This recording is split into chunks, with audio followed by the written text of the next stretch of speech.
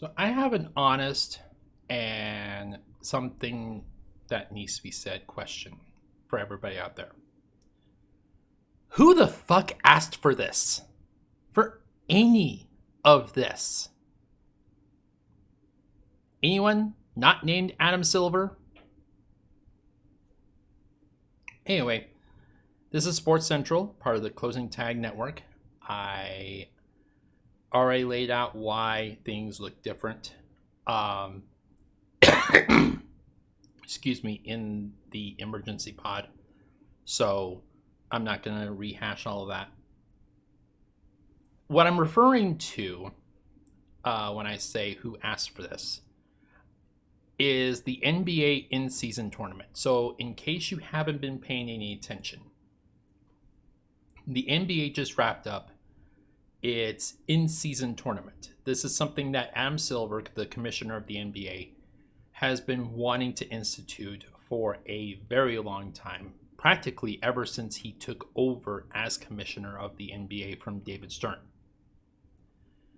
The in-season tournament basically is a round-robin tournament. All 30 teams are invited to participate and compete in this round-robin tournament. The round-robin tournament then turns into what's basically a single-game elimination tournament to crown an in-season champion. I'm using that term very loosely.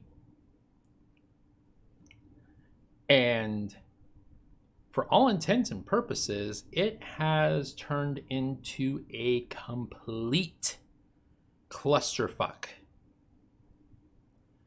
Teams like Boston, Milwaukee, Oklahoma City, Orlando, and Denver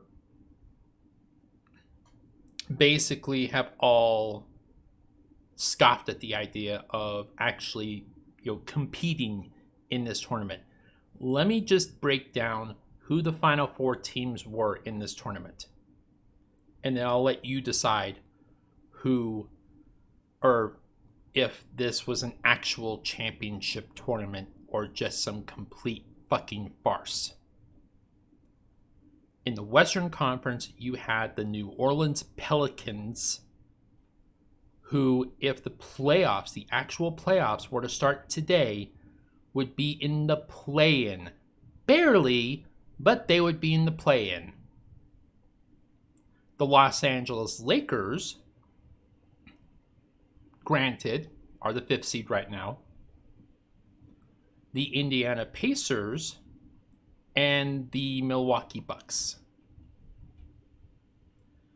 The Milwaukee Bucks decided to not try all that hard because right now they're trying to pace themselves for the championship tournament, the playoffs, the actual playoffs. Now Jim Morris speaking in my head. Playoffs? We talking about playoffs? The actual playoffs in May and June. So Milwaukee didn't really try all that hard, and of course they lost to Indiana. Indiana is, doing their best to try and impress people, catch people off guard, and that they've done to an extent. Of course, you have the New Orleans Pelicans, who this tournament basically exposed them. I don't know what's going on in New Orleans right now. I don't know what's going on with Zion Williamson and his weight issues. I mean, I don't have a lot of room to talk when it comes to weight issues, but Jesus, bro. Salads. Do you eat them? And of course, the Lakers. LeBron, AD, Austin Reeves, Cam Reddish. Yeah. So, going into this tournament, quote unquote, Giannis Antetokounmpo, the star for Milwaukee, jokingly pointed out that if he were to win this tournament, he would have done something that no legend has ever done. No Bill Russell, no Kareem, no Wilt Chamberlain, no Magic Johnson, no Michael Jordan, no Kobe Bryant, no Shaq. None of them have ever won an in-season tournament. Never mind the fact that the in-season tournament just barely became a thing. LeBron fans and Lakers fans have decided to piggyback off of that satirical comment and try to make it actual thing. Lakers fans, right now, I mean, this is basically being recorded practically 2 hours after the final game ended. Lakers fans now in LA are rioting. Lakers fans are rioting in LA. The sun is shiny. The sky is blue. Grass is green. Water is wet. I'm just stating facts here. Things that are known. Lakers fans like to riot. Yeah, tell me something I don't know. And for all intents and purposes, they are counting this as their 18th championship banner, and I call bullshit.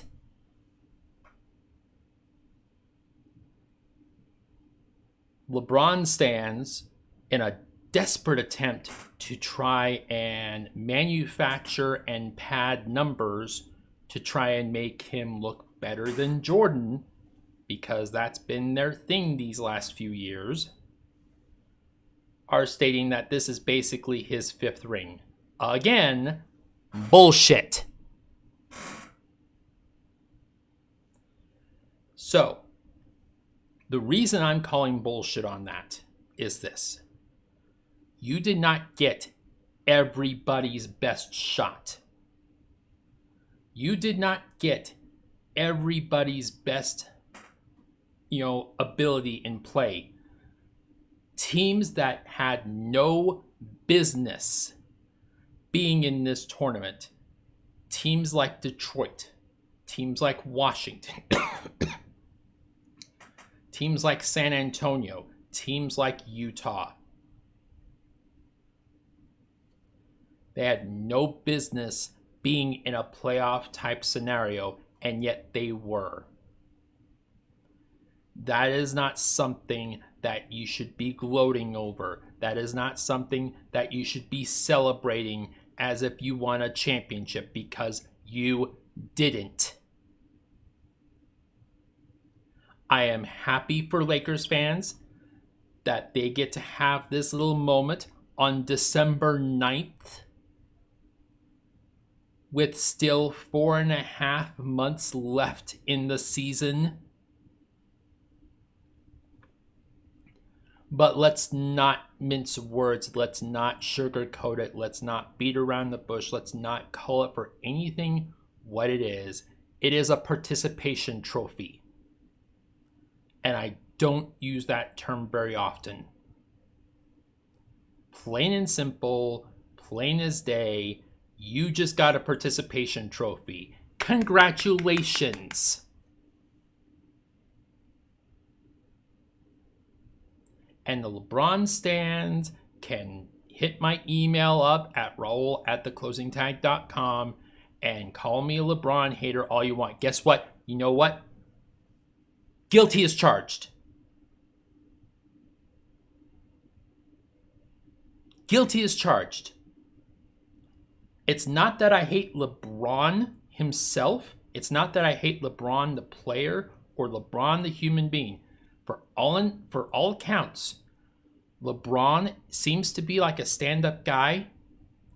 It's that I hate his stands. I hate the guys and girls that think that he's God and worship the very ground he walks on as if he's the second coming of Jesus Christ. That is what I don't like about LeBron James. Nothing against him as a person, nothing against him as a player. as I have stated before on this podcast, he may be the most freakishly athletic human being I have ever seen in my life. And not counting Michael Jordan, he may actually be the best player I've ever seen in my entire life. But this incessant need, this incessant craving, this desire to try and manufacture things for the simple fact that you just can't wrap it around your fucking heads. That some people may have the temerity, the unmitigated gall to think that someone else other than your beloved God, your beloved King, is better than him.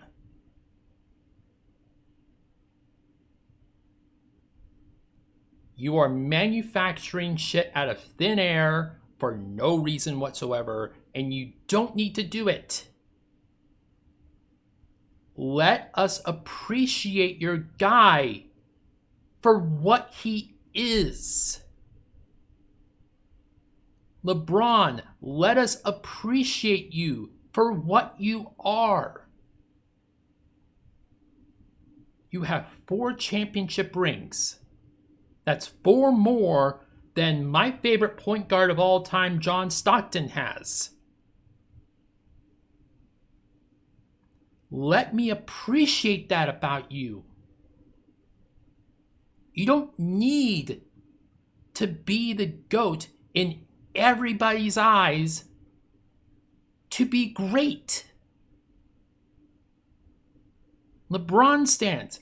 Your guy doesn't need to be the GOAT in my eyes and everybody else's eyes for him to be great. He's already great. He's already in the top 10.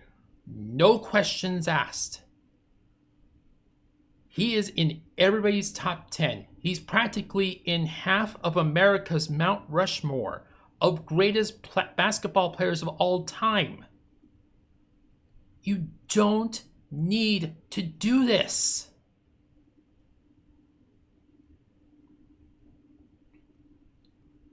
This whole idea of having an in-season tournament, and I can see it now clearly. Now that it's done, now that everything has been laid out, was manufactured and created by Adam Silver to give the Lakers something because he knows they have no shot. Just like everybody outside of Laker Nation knows they have no shot at winning an NBA championship this year or next year or any year that LeBron James is basically taking $45 million plus from the Lakers organization. As long as LeBron James is taking up 40% of your salary cap, you're never going to be able to bring in a valid and bona fide third superstar. It doesn't matter how many times you work around the salary cap, how many times you try to manipulate the rules of the system. You're never going to be able to do it. And no offense, with all due respect to guys like Zach LaVine and DeMar DeRozan and Austin Reeves and everybody else that the Lakers could potentially bring in. None of those guys are going to be anywhere close to that level that they would be able to help LeBron get that actual 5th ring. So enjoy this while you can. Enjoy this in-season tournament while you can, because I promise you and I guarantee you this is the closest you're ever going to get to an 18th banner as long as LeBron James is on your team. And for Adam Silver, Adam, let's talk for a minute. Yeah, come here. A word of advice, buddy. This is a work in progress. I understand that. And I know that I can't talk you out of doing it again next year. But let's tinker it with it a little bit. Yeah? Instead of having it in the middle of November and December, around Christmas time, taken away from games that actually matter, how about let's take away from a game that doesn't matter? Like, say, I don't know, a certain all-star game, maybe? Here's my idea. And you can give me royalties on this if you want. I'm not asking for much. Hell, I'm not even asking for courtside tickets at this point. I really don't give a shit. But let's tinker with the idea a little bit. So instead of having the tournament in the middle of November and December, let's have it in the first 2 weeks, 3 weeks of February. And then for the tournament final, let's have the tournament semifinals and finals, the last 3 games of the tournament, in the city that would normally host the All-Star game. So last season, for instance, the tournament final, the last 3 games of that tournament would be held in Salt Lake City, Utah. You can still have the dunk contest. You can still have the skills competition. You can still have the mixed gender 3-on-3 competition. You can even have the 3-point competition. By the way, I absolutely love the 3-point competition. Please don't get rid of that. I really, really don't want you to get rid of that. Please keep that. I appreciate that. Thank you. But we don't need an all-star game.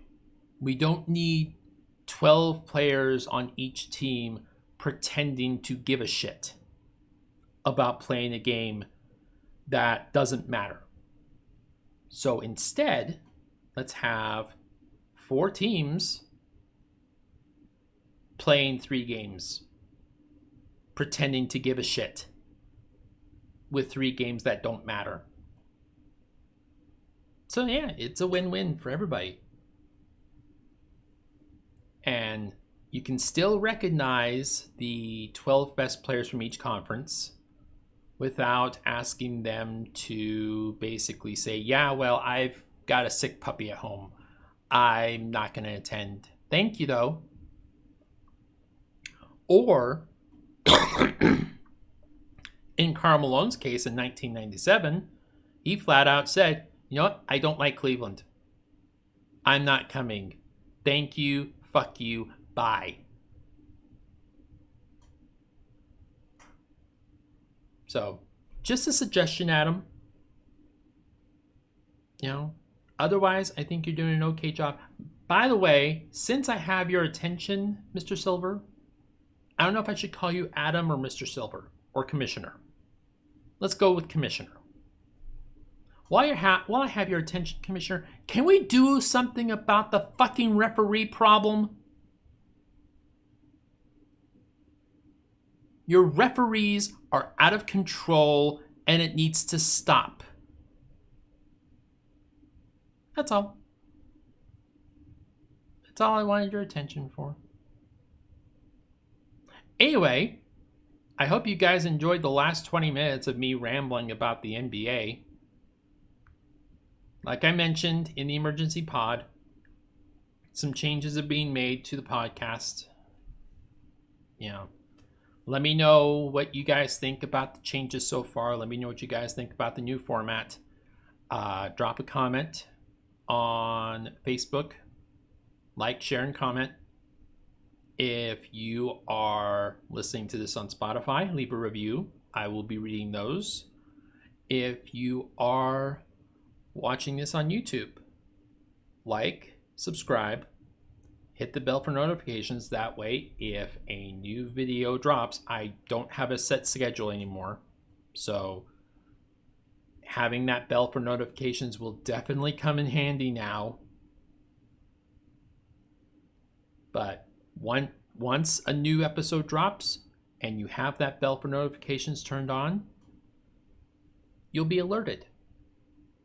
And you'll be able to watch it. You'll be one of the first people to watch it. Besides me, obviously. So, anyway, I will end the episode there. Thank you guys so much for liking, for listening, for downloading, for donating, for watching, for doing everything you can to support this fun little endeavor of mine. Your efforts do not go unnoticed. So thank you. And I will be back soon with probably more thoughts about LeBron and about the NBA and about the NFL. Also, I wanted to just drop this mention again. I don't do much in terms of baseball talk, but I do want to congratulate Shohei Ohtani on a 10-year, $700 million contract with the Los Angeles Dodgers. Just thought I'd drop that out there. Anyway, have a good day, everybody, and remember to include your closing tags. See ya.